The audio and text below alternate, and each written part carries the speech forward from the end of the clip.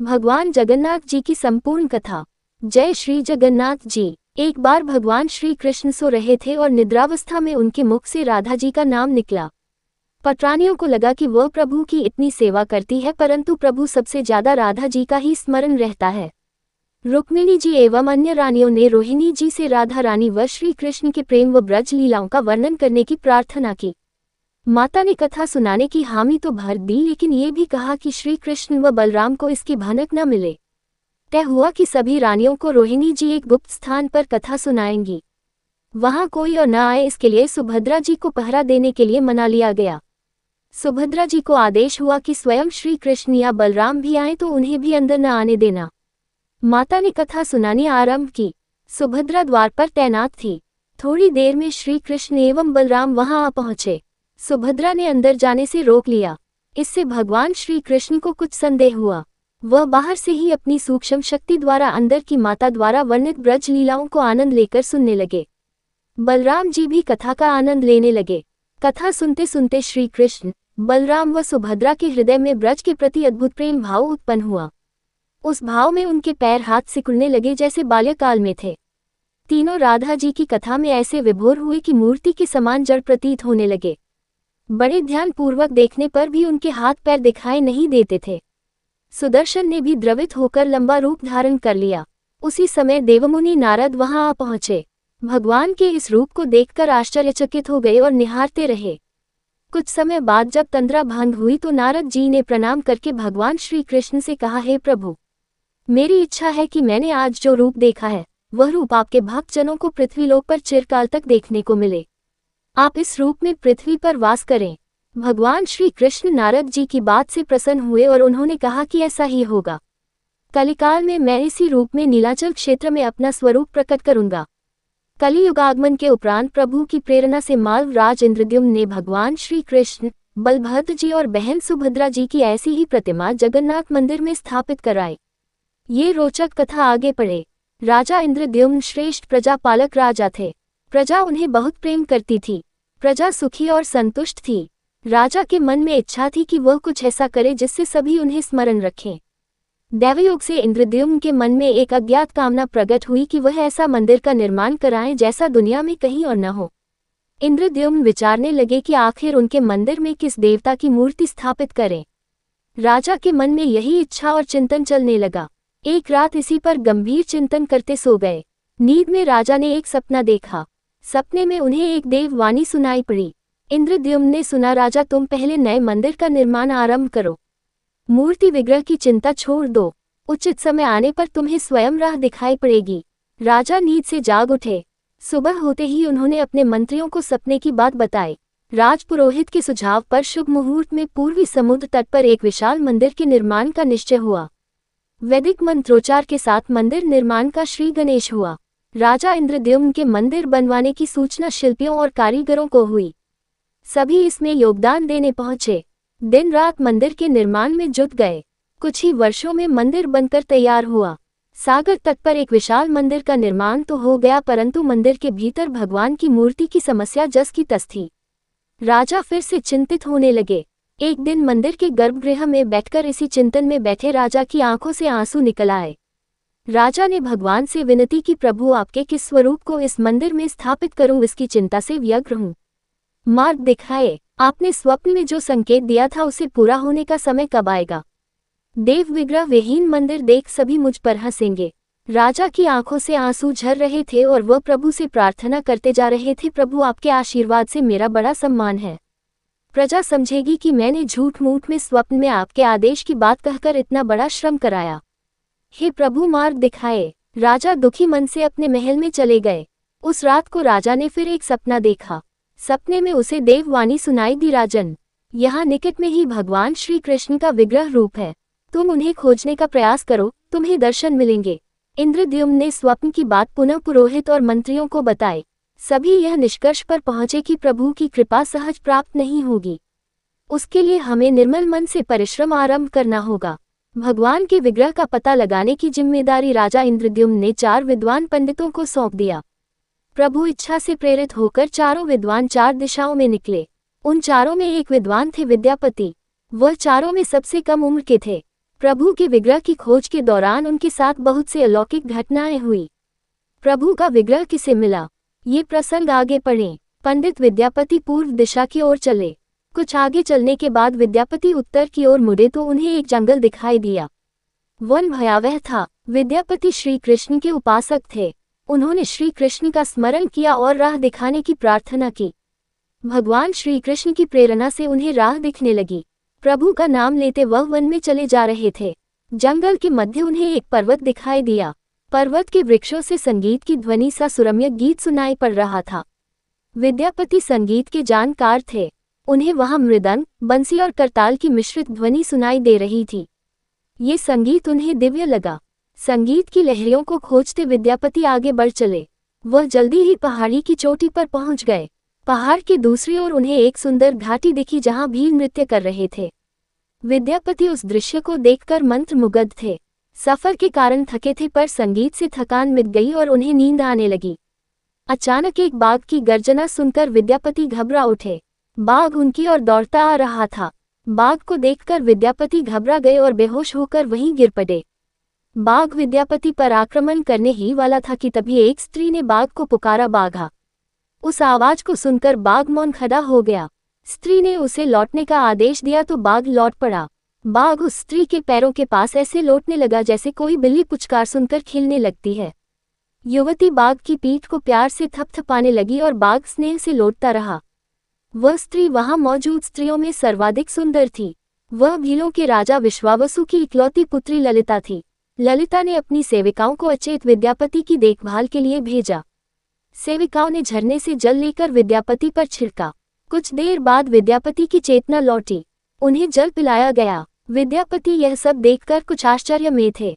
ललिता विद्यापति के पास आए और पूछा, आप कौन हैं और भयानक जानवरों से भरे इस वन में आप कैसे पहुंचे? आपके आने का प्रयोजन बताए ताकि मैं आपकी सहायता कर सकूं। विद्यापति के मन से बाघ का भय पूरी तरह गया नहीं था। ललिता ने यह बात भांप ली और उन्हें सांत्वना देते हुए कहा, विप्रवर आप मेरे साथ चलें। जब आप स्वस्थ हों तब अपने लक्ष्य की ओर प्रस्थान करें। विद्यापति ललिता के पीछे पीछे उनकी बस्ती की तरफ चल दिए। विद्यापति भीलों के पाजा विश्वावसु से मिले और उन्हें अपना परिचय दिया। विश्वावसु विद्यापति जैसे विद्वान से मिलकर बड़े प्रसन्नता हुए।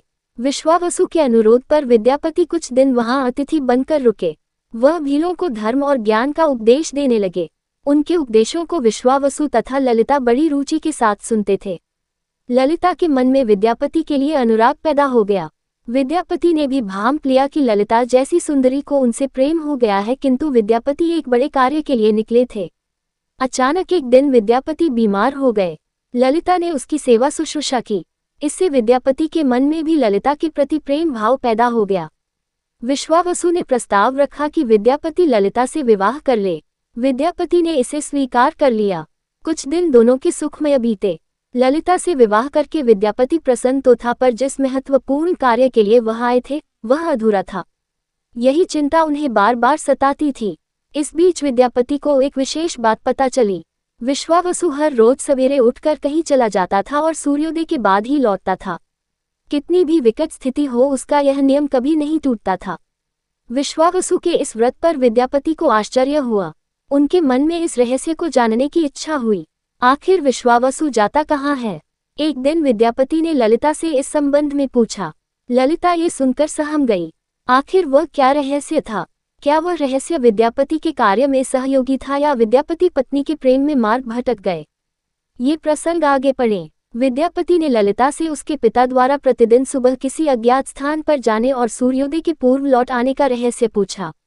विश्वावसु का नियम किसी हाल में नहीं टूटता था, चाहे कितनी भी विकट परिस्थिति हो। ललिता के सामने धर्म संकट आ गया। वह पति की बात को ठुकरा नहीं सकती थी, लेकिन पति जो पूछ रहा था वह उसके वंश की गोपनीय परंपरा से जुड़ी बात थी जिसे खोलना संभव नहीं था।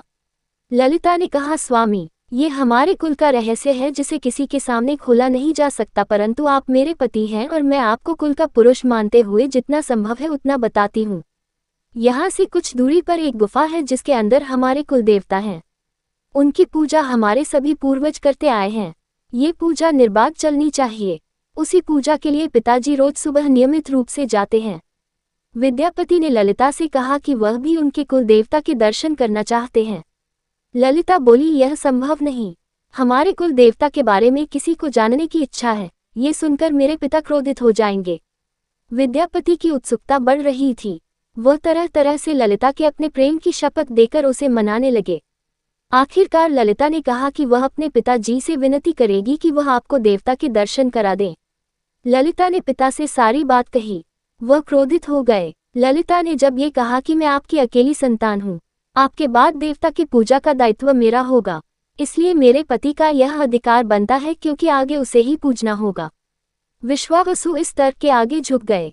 वह बोली, गुफा के दर्शन किसी को तभी कराए जा सकते हैं जब वह भगवान की पूजा का दायित्व अपने हाथ में ले ले। विद्यापति ने दायित्व स्वीकार किया तो विश्वावसु देवता के दर्शन कराने को राजी हुए। दूसरे दिन सूर्योदय से पूर्व विद्यापति की आंखों पर पट्टी बांधकर विश्वावसु उनका दाहिना हाथ पकड़कर गुफा की तरफ निकले। विद्यापति ने मुट्ठी में सरसों रख लिया था जिसे रास्ते में छोड़ते हुए गए। गुफा के पास पहुंचकर विश्वावसु रुके और गुफा के पास पहुंच गए। विश्वावसु ने विद्यापति के आंखों की काली पट्टी खोल दी। उस गुफा में नीले रंग का प्रकाश चमक उठा। हाथों में मुरली लिए भगवान श्री कृष्ण का रूप विद्यापति को दिखाई दिया। विद्यापति आनंद मग्न हो गए। उन्होंने भगवान के दर्शन किए। दर्शन के बाद तो जैसे विद्यापति जाना ही नहीं चाहते थे, पर विश्वावसु ने लौटने का आदेश दिया। फिर उनकी आंखों पर पट्टी बांधी और दोनों लौट पड़े। लौटने पर ललिता ने विद्यापति से पूछा। विद्यापति ने गुफा में दिखे अलौकिक दृश्य के बारे में पत्नी को बताना भी उसने उचित नहीं समझा। वह टाल गए। ये तो जानकारी हो चुकी थी कि विश्वावसु श्री कृष्ण की मूर्ति की पूजा करते हैं। विद्यापति को आभास हो गया कि महाराज ने स्वप्न में जिस प्रभु विग्रह के बारे में देववाणी सुनी थी वह इसी मूर्ति के बारे में थी। विद्यापति विचार करने लगे कि किसी तरह इसी मूर्ति को लेकर राजधानी पहुंचना होगा। वह एक तरफ तो गुफा से मूर्ति को लेकर जाने की सोच रहे थे, दूसरी तरफ भीलराज और पत्नी के साथ विश्वासघात के विचार से उनका मन व्यथित हो रहा था। विद्यापति धर्म अधर्म के बारे में सोचता रहे। फिर विचार आया कि यदि विश्वावसु ने सचमुच उस पर विश्वास किया होता तो आंखों पर पट्टी बांधकर गुफा तक नहीं ले जाता, इसलिए उसके साथ विश्वासघात का प्रश्न नहीं उठता। उसने गुफा से मूर्ति चुराने का मन बना लिया। विद्यापति ने ललिता से कहा कि वह अपने माता पिता के दर्शन करने के लिए जाना चाहता है, वे उसे लेकर परेशान होंगे। ललिता भी साथ चलने को तैयार हुई तो विद्यापति ने ये कहकर समझा लिया कि वह शीघ्र ही लौटेगा तो उसे लेकर जाएगा। ललिता मान गई। विश्वावसु ने उसके लिए घोड़े का प्रबंध किया। अब तक सरसों के दाने से पौधे निकल आए थे। उनको देखता विद्यापति गुफा तक पहुंच गया। उसने भगवान की स्तुति की और क्षमा प्रार्थना के बाद उनकी मूर्ति उठाकर झोले में रख ली। शाम तक वह राजधानी पहुंच गया और सीधा राजा के पास गया। उसने दिव्य प्रतिमा राजा को सौंप दी और पूरी कहानी सुनाई। राजा ने बताया कि उसने कल एक सपना देखा कि सुबह सागर में एक कुंदा बहकर आएगा। उस कुंदे की नक्काशी करवाकर भगवान की मूर्ति बनवा लेना जिसका अंश तुम्हें प्राप्त होने वाला है। वह भगवान श्री विष्णु का स्वरूप होगा। तुम जिस मूर्ति को लाए हो वह भी भगवान विष्णु का अंश है। दोनों आश्वस्त थे कि उनकी तलाश पूरी हो गई है। राजा ने कहा कि जब भगवान द्वारा भेजी लकड़ी से हम इस प्रतिमा का बड़ा स्वरूप बनवा लेंगे तब तुम अपने ससुर से मिलकर उन्हें मूर्ति वापस कर देना। उनके कुल देवता का इतना बड़ा विग्रह एक भव्य मंदिर में स्थापित देखकर उन्हें खुशी ही होगी। दूसरे दिन सूर्योदय से पूर्व राजा विद्यापति तथा मंत्रियों को लेकर सागर तट पर पहुंचा। स्वप्न के अनुसार एक बड़ा कुंदा पानी में बहकर आ रहा था। सभी उसे देखकर प्रसन्न हुए। 10 नावों पर बैठकर राजा के सेवक उस कुंदे को खींचने पहुंचे। मोटी मोटी रस्सियों से कुंदे को बांधकर खींचा जाने लगा, लेकिन कुंदा टस से मस नहीं हुआ। और लोग भेजे गए, लेकिन सैकड़ों लोग और नावों का प्रयोग करके भी कुंदे को हिलाया तक नहीं जा सका। राजा का मन उदास हो गया। सेनापति ने एक लंबी सेना कुंदे को खींचने के लिए भेज दी। सारे सागर में सैनिक ही सैनिक नजर आने लगे, लेकिन सभी मिलकर कुंदे को अपने स्थान से हिला तक न सके। सुबह से रात हो गई। अचानक राजा ने काम रोकने का आदेश दिया। उसने विद्यापति को अकेले में ले जाकर कहा कि वह समस्या का कारण जान गया है। राजा के चेहरे पर संतोष के भाव थे। राजा ने विद्यापति को गोपनीय रूप से कहीं चलने की बात कही। राजा इंद्रद्युम्न ने कहा कि अब भगवान का विग्रह बन जाएगा, बस एक काम करना होगा। भगवान श्री कृष्ण ने राजा को ऐसा क्या संकेत दे दिया था कि उसकी सारी परेशानी समाप्त हो गई। ये प्रसंग आगे पढ़े। राजा इंद्रद्युम्न को भगवान की प्रेरणा से समझ में आने लगा कि आखिर प्रभु के विग्रह के लिए जो लकड़ी का कुंदा पानी में बहकर आया है वह हिल डोल भी क्यों नहीं रहा। राजा ने विद्यापति को बुलाया और कहा, तुम जिस दिव्य मूर्ति को अपने साथ लाए हो उसकी अब तक जो पूजा करता आया था उससे तुरंत भेंट करके क्षमा मांगनी होगी। बिना उसके स्पर्श किए ये कुंदा आगे नहीं बढ़ सकेगा। राजा इंद्रद्युम्न और विद्यापति विश्वावसु से मिलने पहुंचे। राजा ने पर्वत की चोटी से जंगल को देखा तो उसकी सुंदरता को देखता ही रह गया। दोनों भीलों की बस्ती की ओर चुपचाप चलते रहे। इधर विश्वावसु अपने नियमित दिनचर्या के हिसाब से गुफा में अपने कुल देवता की पूजा के लिए चले। वहां प्रभु की मूर्ति गायब देखी तो वह समझ गए कि उनके दामाद ने ही यह छल किया है। विश्वावसु लौटे और ललिता को सारी बात सुना दी। विश्वावसु पीड़ा से भरा घर के आंगन में पछाड़ खाकर गिर गए। ललिता अपने पति द्वारा किए विश्वासघात से दुखी थी और स्वयं को इसका कारण मान रही थी। पिता पुत्री दिन भर विलाप करते रहे। उन दोनों ने अन्न का एक दाना भी न छुआ। अगली सुबह विश्वावसु उठे और सदा की तरह अपनी दिनचर्या का पालन करते हुए गुफा की तरफ बढ़ निकले। वह जानते थे कि प्रभु का विग्रह वहां नहीं है, फिर भी उनके पैर गुफा की ओर खींचे चले जाते थे। विश्वावसु के पीछे ललिता और रिश्तेदार भी चले। विश्वावसु गुफा के भीतर पहुंचे। जहां भगवान की मूर्ति होती थी उस चट्टान के पास खड़े होकर हाथ जोड़कर खड़े रहे। फिर उस ऊंची चट्टान पर गिर गए और बिलक बिलक कर रोने लगे। उनके पीछे प्रजा भी रो रही थी। एक भील युवक भागता हुआ गुफा के पास आया और बताया कि उसने महाराज और उनके साथ विद्यापति को बस्ती की ओर से आते देखा है। ये सुनकर सब चौंक उठे। विश्वावसु राजा के स्वागत में गुफा से बाहर आए लेकिन उनकी आंखों में आंसू थे।